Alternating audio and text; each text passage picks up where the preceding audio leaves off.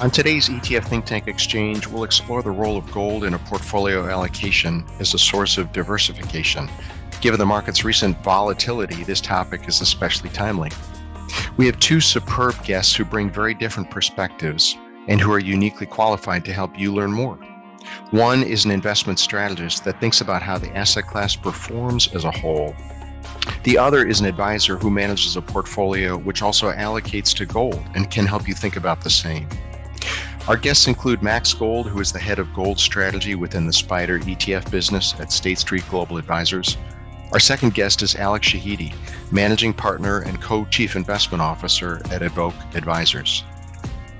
We especially want to thank State Street Global Advisors for sponsoring today's discussion, because it's our sponsors that provide opportunities for ETF think tank advisors to learn how to be better investment decision makers and to help grow their practice.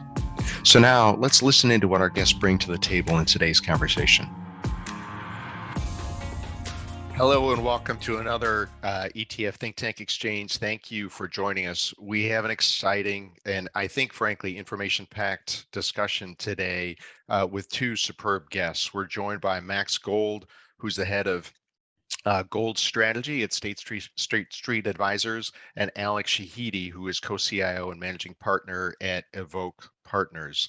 Today, we'll be talking about gold, its implication, its use as an investment vehicle, how to use it within a portfolio allocation, and we're going to get into a number of the intricacies of how the gold markets have been behaving over the last couple of periods.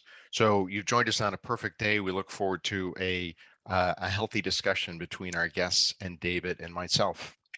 Today, especially, we want to thank State Street Global Advisors for sponsoring today's discussion because our sponsors support our ETF think tank advisors, and they provide opportunities for advisors to learn how to better do what they do and grow their practice.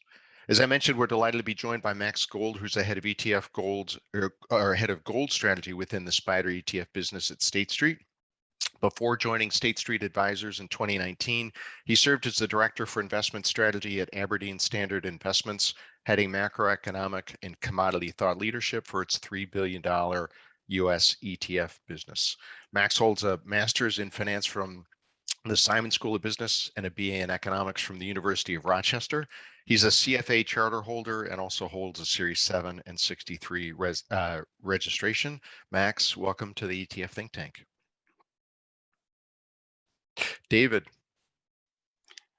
How's it going, everyone? David Jacansky here. I'm a portfolio manager with Toroso Investments. We have a very great show on hand today. Our other esteemed guest, Alex Shahidi, is managing partner, co-chief investment officer at Evoke RS. He has 20 years of experience in investment management, started off with Merrill Lynch and is author of the book Balanced Asset Allocation, graduated cum laude from University of California, also received his JD from the University of California Hastings Law School. We have lots of experts, everything from gold to risk parity on this call today. So I think all things alternative asset classes and portfolio construction, it's going to be a really great conversation today. So. Max, let's start out at the beginning.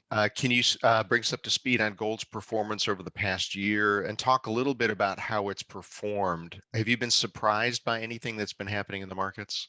Yeah, it's great to be here, David. Thanks for having me. And I do think when you're looking at gold's performance year to date, it's down about 7-8% here in 2021. But I do think that gold has been performing as expected. When you take a look back, how it's performed in recent years, 2019 it was up 18%. Last year, 2020, it was up 25%. So it's no surprise that gold's taking a little bit of a breather, finding a period of consolidation at a higher level compared to where we were just a few years back. Gold was trading at $1,200, $1,300 per ounce. And I do think when you look at the structural fundamental demand drivers of gold, last year especially, this year is how I'm framing it to a lot of clients and a lot of people I speak to, is a year of recalibration. And when you look at 2020, it was a year of tremendous strength and investment demand for gold in response to the pandemic and volatility in the marketplace. But again, on the flip side, we saw record-breaking weakness on the jewelry demand side of gold last year. And again, that is sort of where you're seeing a recalibration, a return to longer-term averages in terms of the levels of demand for both investment demand and jewelry. And from that perspective, I do think that gold has been performing as expected. It's still, being driven by key factors that we pay attention to a lot, particularly what's happening with inflation, interest rates, the dollar, investment sentiment. But again, it's taking into account the fundamental part of that equation as well. What's happening with jewelry, central bank demand. I do think that gold is sort of, not surprising, taking a little bit of a breather, as it, I do think that we're in the middle of a longer term secular bull market for gold that began about 5-6 years ago. I always think it's interesting though when advisors and investors look at an asset class like gold and try to put its performance in perspective on its own, right? Because it's not meant to just be a return enhancer. These are portfolio diversifiers. Alex, can you talk a little bit about like how gold works in a structured portfolio and how a 7% down year, if actually rebalanced like throughout the year, actually might be a good thing and actually add value over that same time period? Sure. Thank you for having me. It's always fun having these discussions. Gold, I think of as another asset class that has a certain bias to the economic environment, and it tends to do better when the economy is weak. So 2020, in the first quarter, it was up when most things were down. And you think about the decade of the 2000s, it did really well. So I think of it within that context, just like I do any asset class. And how it fits in a portfolio is ultimately you want a diversified mix of asset classes that do well in different environments. You want things that go up over time, but go up and down at different times. And so gold might be down this year. It was up a lot last year, as Max mentioned. And the old adage of buy low, sell high. When something is down, you buy more of it. When it's up, you sell a little bit and you rebalance, as you just mentioned, David. And you keep doing that, and you do it systematically and try to do it without emotion. You tend to hold up really well over time. Alex, so if you think about sort of a traditional investor's approach to using asset classes, we're at Toroso, we're big believers in the idea of diversification, having that different return profile. But I think many investors, when they find that a particular asset class is declining in value, will use that as an exit strategy. How do you think about that tolerance? How do you know that it's not working as opposed to just a period of underperformance?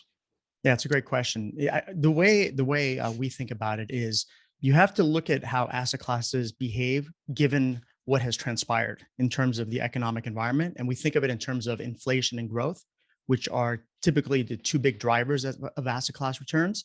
And certain assets do well when inflation is rising and others do well when inflation is falling. And the same thing with growth. During weak economic periods, certain assets are biased to do well and vice versa. And so I think you have to look at how the asset class has performed relative to what happened and determine if that makes sense. And usually it does. And if that's the case, and we know the environment constantly shifts, you shouldn't chase returns and sell the losers and buy the winners. You should actually probably do the opposite. And I think being able to remove yourself from the emotional impulse of selling something that's doing poorly because you expect it to continue to do poorly. Studies have shown the best time to buy something is when it's down, not when it's up. And so by having this more systematic framework, you're less likely to buy low and sell high. And momentum is such a hot trend right now, especially in the equity markets. Everything from strategies to retail investors.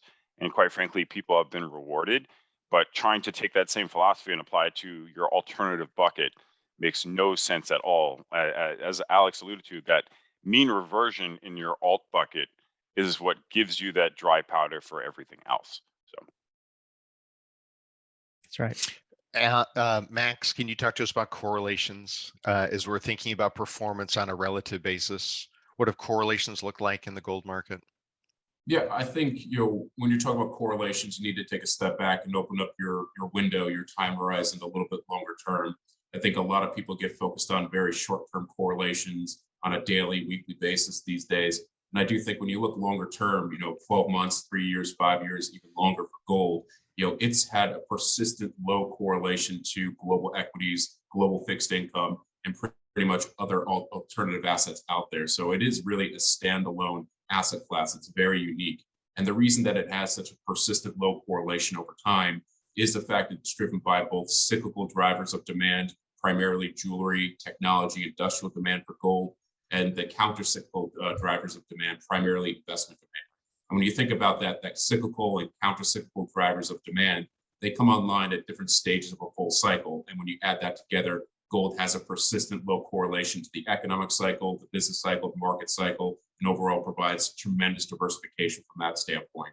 If you're looking a little bit shorter term, I do think that it's important to keep an eye on that, making sure that there isn't some kind of systemic breakdown of correlations of gold to other asset classes. But again, right now, if you look at how gold's performed over the last year, it was down a little bit during the drawdown in Q1 at the peak of the pandemic when equities were down 30+%. But again, on a contribution basis to your portfolio, it was providing a negative correlation, even though it did have a slight negative return. So I do think that gold, it's a very unique asset class. It provides tremendous diversification through that low correlation to not just stocks and equities, but fixed income and credit as well. And I do think, it's important to keep in mind, even if it may not be performing positively on a return basis, it's bringing a lot of power because of its correlation, how it behaves versus other asset classes out there.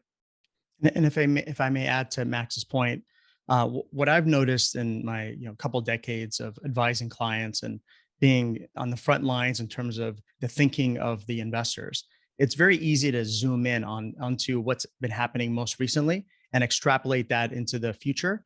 And it's really important, as Max described, is to zoom out. And you can do both. You can zoom in and zoom out, but it's really important to zoom out and view these assets over longer periods of time. And when you do that, it becomes a lot more obvious that they zig and zag through time. They go through good and bad periods, all of them. And when something is in a bad period, most likely it's going to be in a good period in the next cycle, and vice versa. And if you zoom out enough and you can see those patterns, you're less likely to just chase whatever is doing the best and focus more on how do you build a diversified portfolio, which means own things that you should expect certain assets to do poorly at times. If they're all doing well at the same time, they may all be doing poorly at the same time. So I think if you think about it from that perspective, it can lead to better decision making. And I 100% agree with you, but I think that's a harder and harder conversation for advisors to have with their clients these days. Yes. We had a 128-month expansion, a 2-month recession, and then a massive, massive bull market, right? And it's just getting harder and harder to tell that story, which is why we think some unique strategies in the alt bucket, such as like a risk parity approach, can kind of do all of those dirty work things for you in one basket that has less sticker risk to your clients, right? Because sometimes it's that shock of telling your clients, yes, this thing was down 20-30% and we're about to buy more of it. It's a harder and harder conversation in this kind of extended bull market that we're having to have. That's right. Yeah, as humans, we're trained when we're analyzing a portfolio or whatever we're looking at, our eyes go to the thing that's doing poorly, and our reaction is, how do we fix this thing that's doing poorly? Because if we fix the thing that's doing bad, it'll make the whole thing better. And investing is very counterintuitive in many ways, and probably the most obvious is the thing that's doing poorly is probably what you want to add to, not sell. And it's so different from most of what we live through in our daily lives, where you sell the underperformers. If an employee is underperforming, you sell them. If you are seeing something else that's not doing well, most likely that's a good predictor of future results. Even though we see this warning of past performance is not indicative of future, people widely ignore that warning in investing. And I think a lot of it is because there's an emotional pull to do that. And I think that's largely based on our experience outside of the investment world.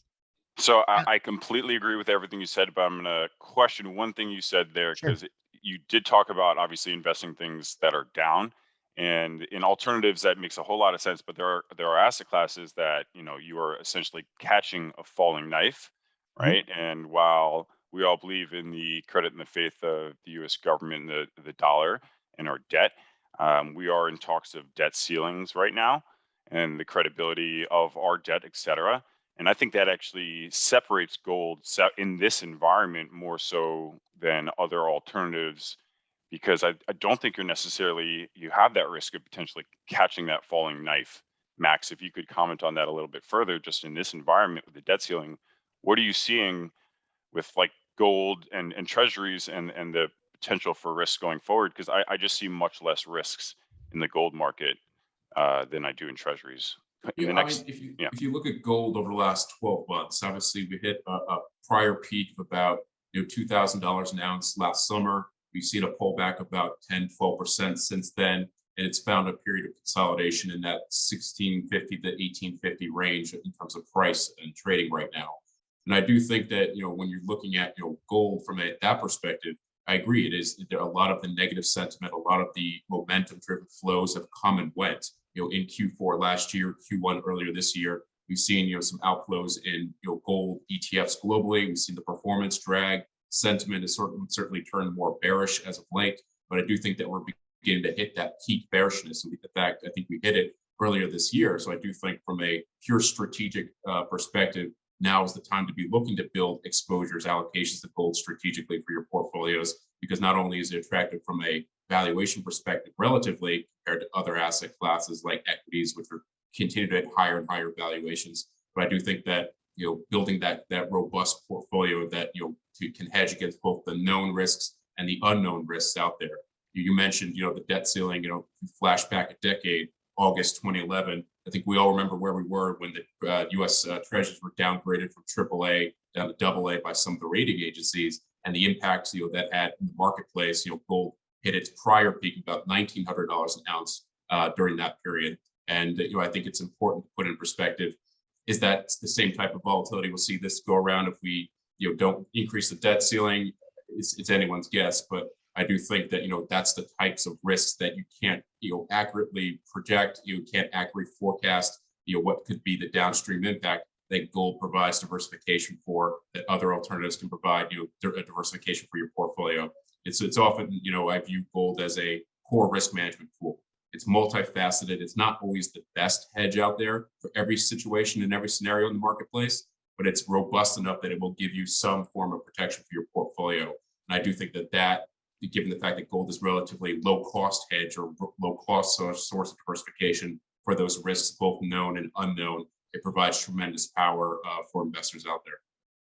Yeah, Max, you make an important point, because at the time of this recording, there's talk about trying to raise the debt ceiling here at the federal government level, and it's unknown as to whether or not that's actually going to happen, or at least when it's going to happen. And I think that could portend some additional volatility in the markets. Max, can you comment a little bit also, physical gold versus other ways to get exposure to the gold markets? Do you have any perspectives on that? Yeah, I do. I get this question a lot. What's the best way to implement an exposure to gold directly through the commodity, the metal itself, through other vehicles, other investment options out there? And again, at the end of the day, I'm taking an agnostic view from an asset class perspective of what the impact from your portfolio is going to be. And when you look at gold, the commodity, the metal itself, it provides a different exposure because you're investing in the commodity itself, which is driven by its own market, compared to some other options out there that may be linked towards more of a production side, say for miners, or maybe more directly through futures contracts that you are taking on different dynamics out there in terms of your performance. But at the end of the day, I'm looking at just what is the impact from holding gold, the exposure of the metal itself to your portfolio. How does it behave versus equities during significant drawdowns? And at the end of the day, it has its own unique exposure, its own unique beta, because it's driven by its market fundamentals of supply and demand. And that's very different from other asset classes that may take on a lot more equity factor risk, such as other liquid alternatives, which still are valid investments, an important part of your strategic portfolio. But again, when you look at gold's performance, it has a different exposure in terms of the drawdown, the low correlation, and the overall exposure, because it's not caught up in a lot of those factors that are driving equity-like investments that are very different compared to gold. Yeah, I'd say in many ways you can view it as a complement to bonds, where bonds are yielding so little now, and bonds are in your portfolio because they're supposed to go up when equities go down, and particularly when the economy suddenly surprises to the downside, like we saw in Q1 of last year. And gold serves some of those characteristics. And so you go back to Q1 of last year, it went up when equities went down a lot. Same thing happened in 2008. Gold was up. And by the way, most other commodities were negative during that period, which shows you how different gold is from other industrial commodities. So it does serve that strong diversification benefit. And you can think of it as a complement to bonds because bond yields are so low. Now, gold obviously has zero yield, but that's not much lower than bond yields. So it's actually a very interesting time for that asset class. Yeah, and on that point, Alex, I get this question a lot too. Is that Warren Buffett's famous for saying he doesn't like gold; it doesn't give you interest or coupon or anything. And my argument is, well, that's exactly why I want gold. I'm not holding gold for my yield. The fact that it has zero yield, it doesn't give me any kind of cash flow. I'm holding that in my portfolio exactly because it doesn't provide that exposure. I have fixed income, cash, other securities that are going to generate that income. The fact that gold gives me zero yield, okay, I can accept that, but it is important from a risk management perspective. But to your point, Alex brings up a good point is, in a negative real yield environment and in certain parts of the world, a negative nominal yield environment, gold is very attractive from from a relative perspective. Yeah, and obviously you can think of gold more as a currency than and a storehold of wealth. And in a world where money printing is the medicine for any economic downturn or weakness, because interest rates are pinned at zero and you can't really lower short-term interest rates much more. So if we do get an economic downturn, what's going to happen? If you just play the scenario, most likely we're going to get printing of money, in the US and Europe and Japan. And when you're debasing paper fiat currencies and gold has a finite supply, then gold in dollar and yen and euro terms is likely to appreciate. So that's another way to think about it. Okay, you guys have brought up a host of great topics that I want to get into, part of which is gold as a fixed income replacement. But I also want to talk about asset allocation and where gold fits within the context of a portfolio overall. So let me start out with the fixed income piece, and then Dave, I'll turn to you on the asset allocation piece. Alex, you run a risk parity strategy. What are you hearing from advisors in terms of thinking of gold exposure in one form or another relative to their portfolio? Are we in a world where it's still a 60-40 portfolio and risk parity fills one of those buckets? Or are people actually thinking about replacing their fixed income exposure with something like this? Well, the conversations that I'm having, I think advisors and their clients are thinking about restructuring the entire framework of their portfolios. Because if you think historically, 60-40 worked fine because stocks and bonds were, zero correlated or negatively correlated at periods, and yields were falling. So you had this tailwind supporting both the stock and bond markets. Now looking forward, you have, near zero yields in bonds. Equities are relatively expensive, and inflation is the biggest concern looking forward. So all of those are bad for a 60-40 portfolio. So if you think about what the future, let's say 5 to 10 years looks like, it's a big guess as to if we're going to have high inflation. We could even have deflation if we end up like Japan. All this money printing and zero interest rates, what does it mean? All the political concerns, the debt ceiling talk, there's just so many big forces at play. So the potential outcomes in the future could be wide ranging, and the odds of an extreme outcome is greater. And so being really well diversified is probably the most important thing. That's probably the biggest message I would share today. And 60-40 isn't really that well diversified. It's equity dominated. You have 60% in a volatile asset, 40% in a low volatile asset. And so that portfolio as a whole is going to be over 90% correlated to what the stock market does. You basically have all your eggs in one basket without realizing it. And I think people are starting to become aware of that. And so we think of it in the risk parity framework, where effectively you own assets that do well in different environments. So you protect yourself against all those outcomes, and then you risk balance them so that for the most part, you're indifferent to what the future looks like. And that means owning assets like equities, even treasuries, even with their low yields, because if you get a downturn, it's likely to appreciate. Things like gold fit in really well because that's a downside growth asset. It's also an inflation hedge. Tips are a very attractive asset class. Commodities. These are things that are typically not well owned in portfolios. And if you can put it all into a portfolio that is well balanced across all those assets, now you have a much more robust portfolio that's likely to survive the next storm that we go through. I think you put it lightly when you said they're difficult to own asset classes, right? There are these asset classes that we're just talking about in this bull market that have not necessarily independently on their own performed amazingly over long periods of time, but these are rebalancing tools outside of maybe treasuries. But these are some of the hardest assets to own.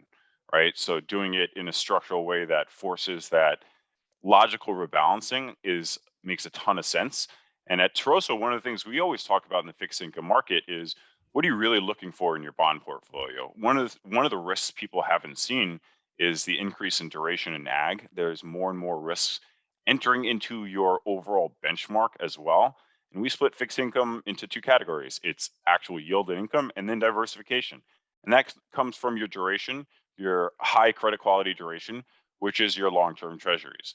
So mixing these things together and how you mix them and how you balance them is the most important, which is why we think a risk parity strategy really brings like a great approach to do this all in one in this tax-friendly wrapper. So Max, your thoughts? Are you hearing advisors saying that they want to use this as a fixed income replacement? I wouldn't say replacement, but to echo Alex's early comments, I think a complement. I think that makes a lot more sense because no one's advising sell your fixed income, sell your bonds, and replace it solely with gold. I do think, certainly taking a strategic allocation on a prorated basis. So again, looking at your total portfolio, financing anywhere from 2 to 10% strategically, and adding that to gold makes a lot of sense. And again, it is a reflection of the overall macroeconomic environment we're in, the yield environment that we're in, and the fact that it's becoming more difficult to achieve the target returns that a lot of investors have for their portfolios in this low yield environment. They need to take more risk. They need to take more equity risk, more risk in credit markets, and more risk in alternatives. And again, it's important to manage that risk that you're taking. You're going further out on the risk spectrum. You want to make sure that you're properly right sizing your risk taking. And I do think that gold is a very unique asset that provides some of that downside protection, some of that diversification. Again, I'm not saying that gold is the sole answer, but from a comprehensive, holistic portfolio perspective, it is an important component that should be part of every portfolio out there. And just to add to what Max said, because I think this is really important, is there is a tendency to sell, high quality bonds and buy lower quality bonds because the yield is higher, and to own more equities. Because if you're thinking of it from a 60-40 framework, and the 40 has a low yield, you have to fix that. So there you're moving towards credit. And because the yield even there is low, it's not really high yield anymore, it's low yield. And so there's a bigger allocation to equities and things that act like equities. So portfolios are probably less diversified today than they were 5 or 10 years ago. And so if you think about the next economic downturn, nobody knows when it's going to occur, but it will. Portfolios have all this credit and equity risk. And so all those things would probably go down at the same time. So it's really important to add diversifiers to the portfolio that would actually do the opposite. So things that would actually go up when you get an economic downturn. And so bonds provide that, but there's limited upside. But gold is a really good fit there because it's likely to appreciate, because if you get an economic downturn, you're going to get printing of money, which is good for gold. And so you saw that in the last, I'd say 4 or 5 major downturns, gold rallied. And so that fits really well within that framework, especially now, given all the move towards equity and credit risk. I think we've talked in the past about the idea that gold is in some form insurance. And just like any other form of insurance, you don't want to buy it when your house is on fire. You want to buy it beforehand so that it's actually in place. For advisors that are listening in, for investors who are thinking about their portfolios and maybe underweight either commodities or gold in particular, I want to come back to you. Ranges, how do we think about allocating to this? Low end, high end, how much would you ideally like to see somebody have within a portfolio? Max, first you, and then I'll come to Alex.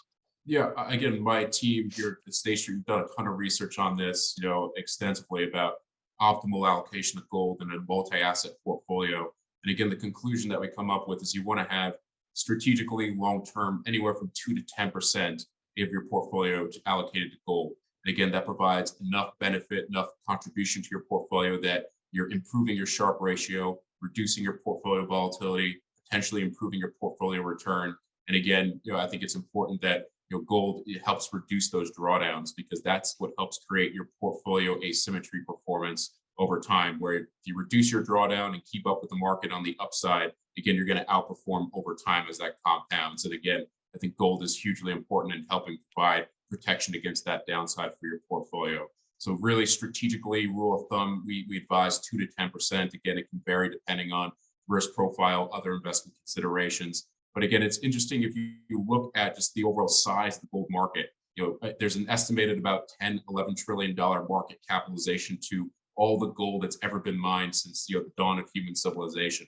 And when you compare that to equities overall, it's about 90, $100 trillion global equities market capitalization. So just based on a relative ratio, the overall market capitalization, the market portfolio indicates that you should have about 6 or 7% allocated to gold to just be invested in the global market portfolio. The average investor I talk to doesn't have 7% allocated to gold. I'd say it's well below that, if on average is probably not even invested in the asset class. And I think that represents a huge underinvestment of exposure to gold, and a lot of investors out there that can benefit from getting better exposure, better risk taking for their portfolios by having one of the oldest investments out there being physical gold. And Max, that's a great point. Alex, advisors, you use gold actually within your risk parity strategy. How do you think about weighting that within a portfolio? Yeah, similar to Max, I'm more in the 5 to 10% range. And to David's point earlier, I would go as high as you can to the point where you're comfortable that you're not going to sell it when it's having a bad year like this year. And in fact, you would probably add to it in a year like this. And so if that's all within a wrapper, that's easier to accomplish. If it's on a separate account basis, your eye is going to go to the red and say, oh, what's wrong with this? And so I think that's part of the psychology of investing. But if you plug it into an optimizer and you look at returns for the last 50 years, equities and gold aren't that far off in terms of their total returns. Since we came off the gold standard, I think gold has underperformed equities by about 1% a year for 50 years, and the correlation is about 0. And they go through long stretches, both of them, of doing really well and doing poorly, and they tend to not coincide with one another. So that's a great diversifier. And David, you talked a little bit earlier about insurance. Most insurance costs a premium. This is insurance that actually pays you a premium. So you could think of it as I'm going to give you fire insurance and I'm going to pay you to own it. Why would you not want something like that in your portfolio? That's our perspective. Yeah, I think we've never been in a marketplace where you're less rewarded for taking credit risk. And I think that's why specifically all of us are really highlighting the benefits of treasuries in your portfolio for that diversification versus the broader fixed income marketplace. And I think that's why you heard David Armstrong really question, like, what are we doing with the 60-40? Like, if we are just looking for a small bit of protection, that's why gold and strategies that take all of these kind of boring bad alts and mix it into one and do it for you, we think are a good solution to provide that balance and ballast in your portfolio for pretty much any market that could come in the near future, irregardless of debt ceilings or any individual performance on any one individual asset class, because it takes that step of doing the hard work for you unemotionally, which I think, again, right now seems not that hard to do. In March, I think people really understood how difficult it was to invest in emotional periods. And that probably won't be the last time we are in an environment like that again in the future. So, Guys, I want to go to the Fed. And also embedded within the Fed and macroeconomic policy, I want to touch on cryptocurrencies, because I think in some respects, investors are asking the question whether or not gold is like crypto or is a complement to crypto. So let's start out there with the Fed first, and then we'll go to crypto. Does the Fed have a bias toward the gold markets or against the gold markets, Max? Yeah, I would say the Fed in its daily operations, its FOMC meetings, it's not giving huge consideration to the impact of the gold market.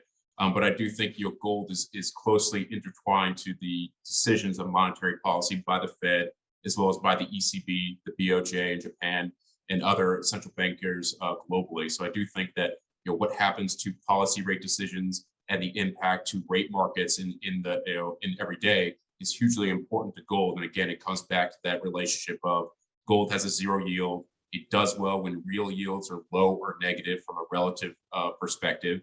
Again, 0 is better than negative yield on any asset out there.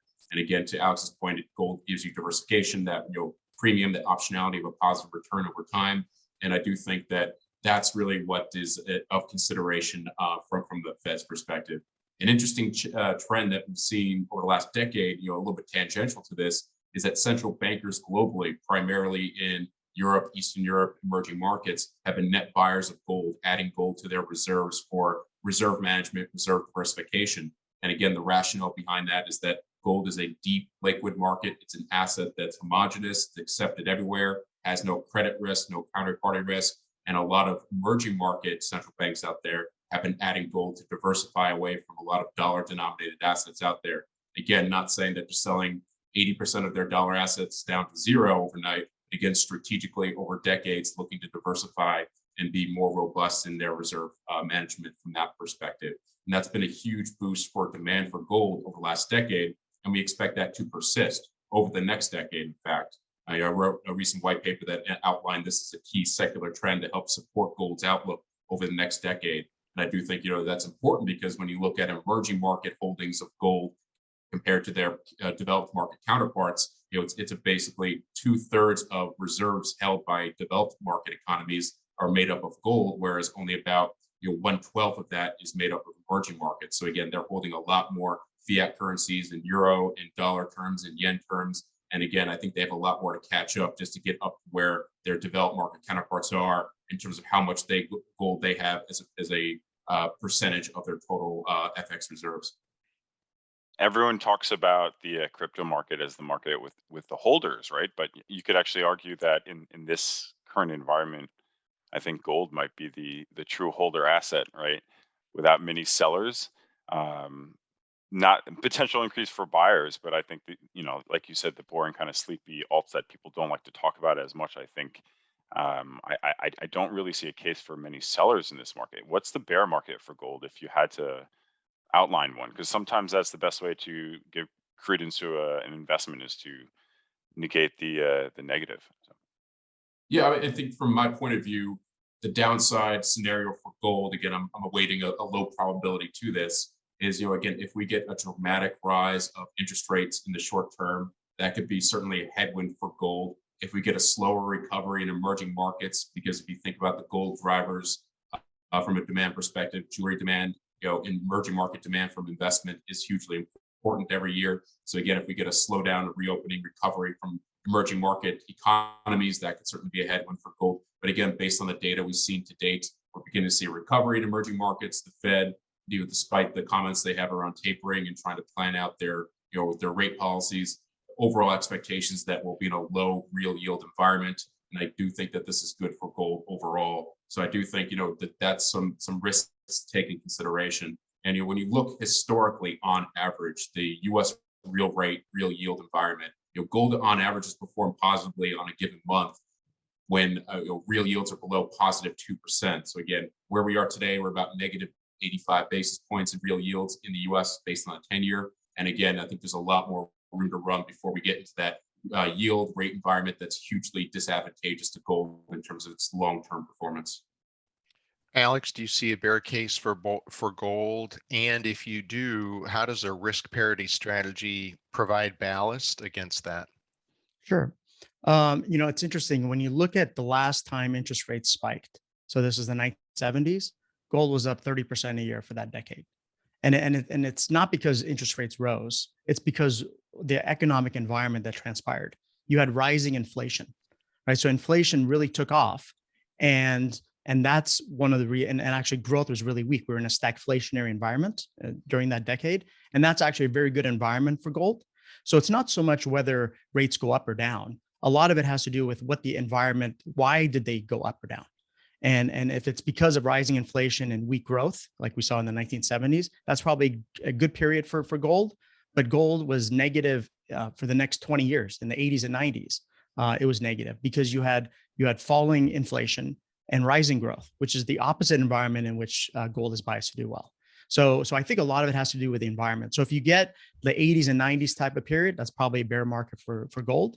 And to your second question, that's also a bull market for equities and other asset classes. Maybe commodities do well if growth is really strong.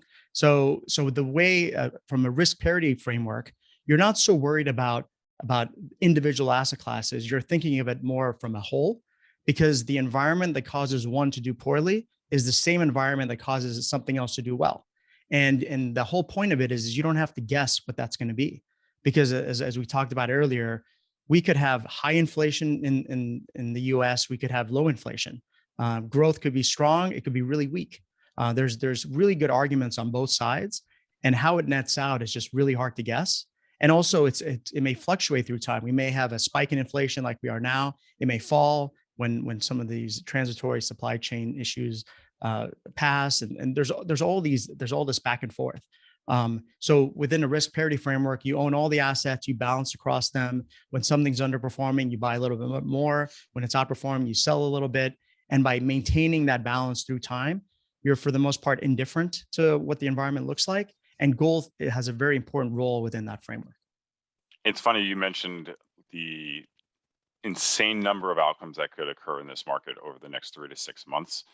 And I think one of the things we've been saying at Toroso for quite some time is the one thing we are sure of is that the current market environment and the perception of which one we're in is going to change many times over, right? And so, as he alluded to, again, it's not just owning them, it's then rebalancing them. And if you do think that we're in this regime where today we think it's inflation and tomorrow it's deflation and the next day ends up stagflation with an employment issue and all of these shifts in perceptions, these are going to all create rebalancing moments in these asset classes. And again, that's why the risk parity wrapper is a good way to deliver it, to remove that emotion from all those decisions. Just look at the last 2 years.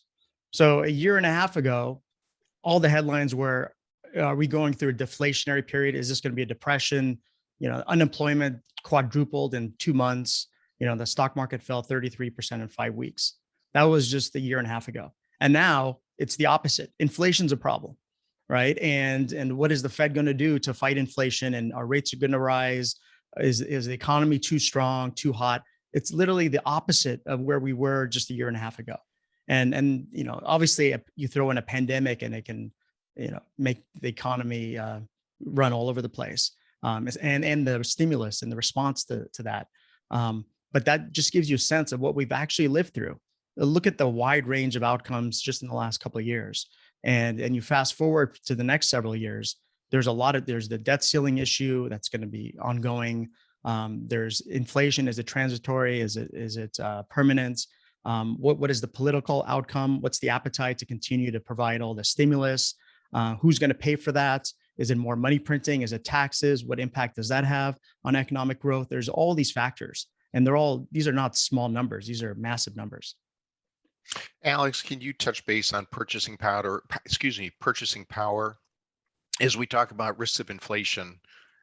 Do investors think about preserving purchasing power, and what, if any, merit does gold have in that respect?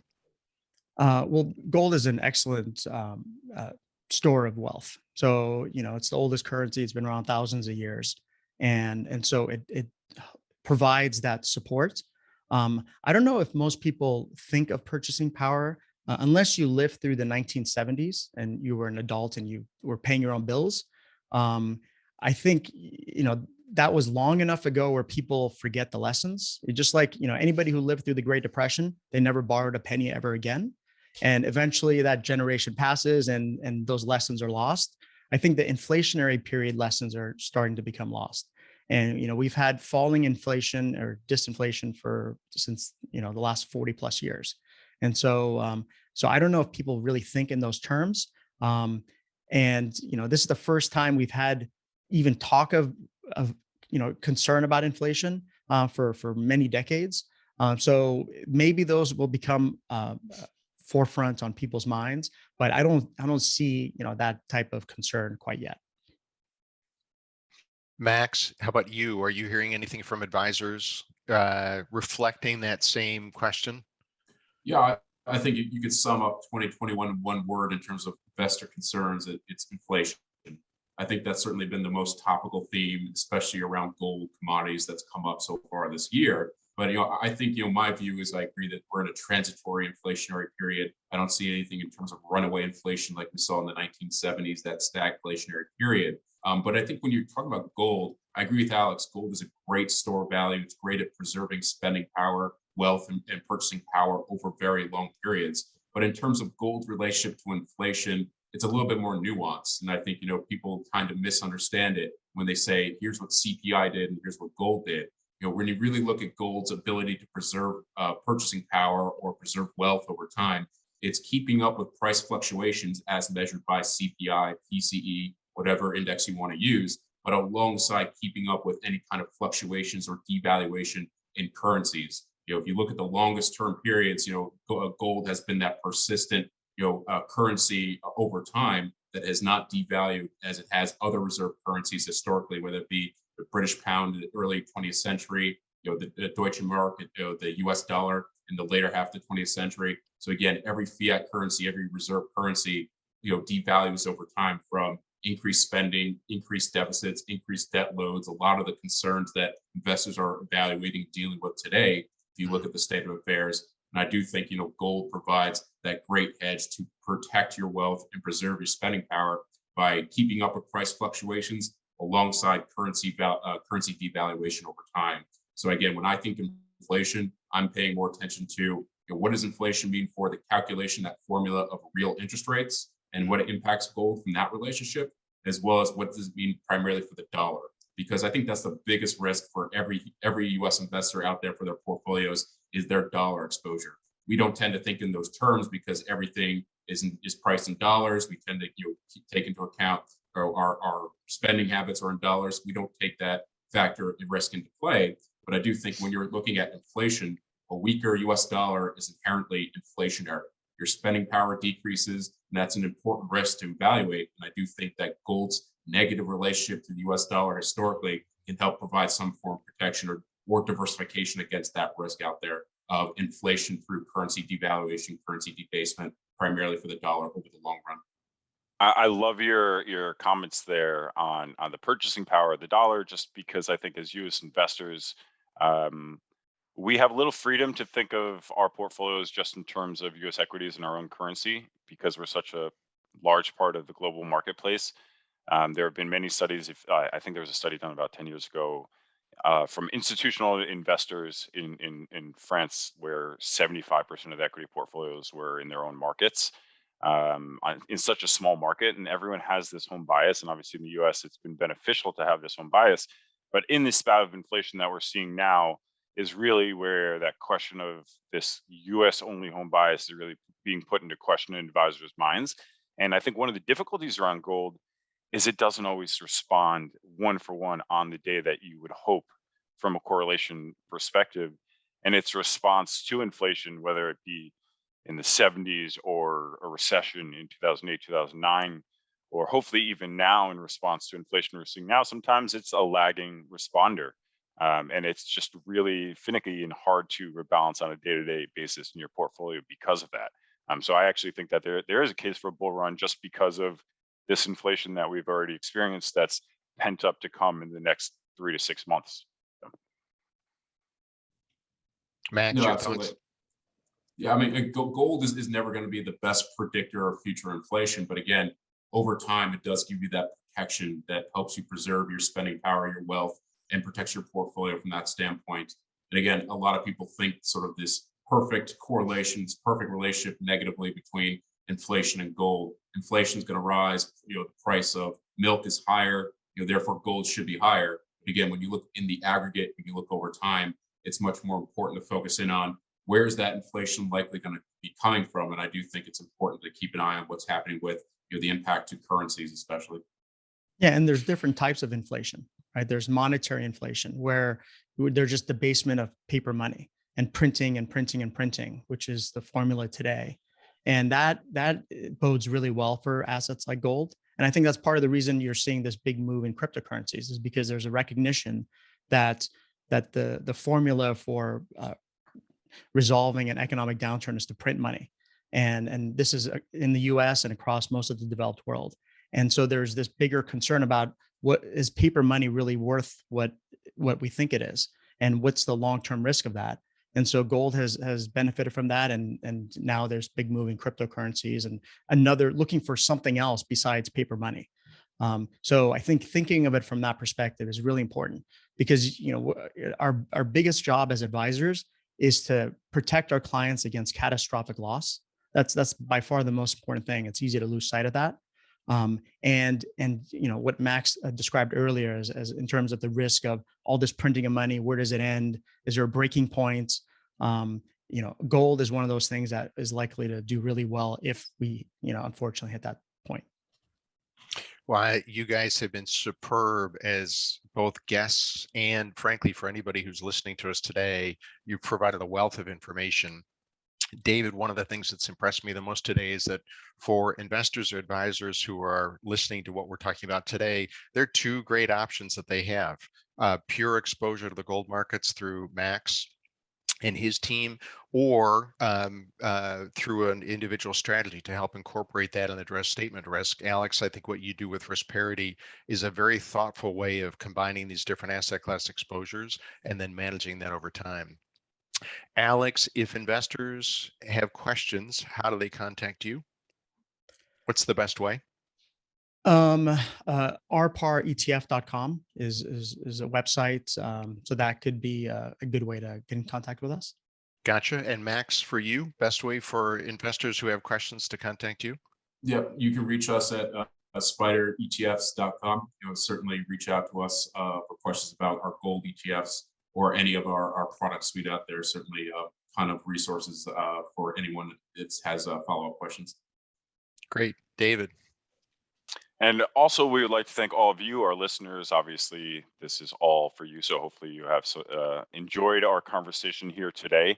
At the ETF Think Tank, we're not just about, obviously, investment advice and discussions. We also like to give and bring up charities to the forefront that resonate with our guests. So Alex has a charity here he'd like to mention, if you guys all could consider. Alex? Sure. My favorite charity is City Year Los Angeles. They invest in Los Angeles students by helping prepare them for the world by improving their social, emotional, and academic skills. So they go into schools and they really help these students thrive. And obviously, we know that students are the future of our country. They have an annual fundraiser called Spring Break, which is a lot of fun. They hold it at a major Hollywood studio for anybody on the West Coast. They have celebrities there, a big band. Typically, it's a fun family event. So you can visit them at cityyear.org/Los Angeles. Thank you. Alex, it's a great organization. And I think helping students is always something we're helping to build the future. And so thank you for the suggestion. And also thanks for joining us today as a co-moderator. You've been a wonderful guest. Alex Shahidi from Evoke Advisors. And a big thank you to Max Gold, head of gold strategy for SSGA, for joining us. And a big thank you to SSGA for sponsoring this and putting this all together for us. So, and of course, we wouldn't be here without our guests. Thanks for everybody who joined us today in our discussion. And for those that are listening to the podcast, if you have further questions or want any additional information, feel free to contact us at the ETF Think Tank. It's easy to do that. info@etfthinktank.com. Thanks, everybody. Have a great day. Thanks. Thank you. Thank you. The views and opinions expressed during this event are those of the participants and do not necessarily reflect the views of the sponsor or organizer. Information set forth during this event has been obtained or derived from sources believed by the participants to be reliable. However, neither the sponsor nor the organizer make any representation or warranty, express or implied, as to the information's accuracy or completeness, nor does the sponsor or organizer recommend that the information shared during this event serve as the basis of any investment decision, and it has been provided to you solely for informational purposes only, and does not constitute an offer or solicitation of an offer or any advice or recommendation to purchase any securities or other financial instruments, and may not be construed as such. Past performance does not guarantee future results. This interview is being distributed for informational purposes only and should not be considered as investment advice or recommendation of any particular security, strategy, or investment product. It does not constitute legal or tax advice. The information provided is not intended as a complete analysis of every material fact, and the underlying assumptions and views are subject to change based on market and other conditions. All investments involve risks, including possible loss of principal.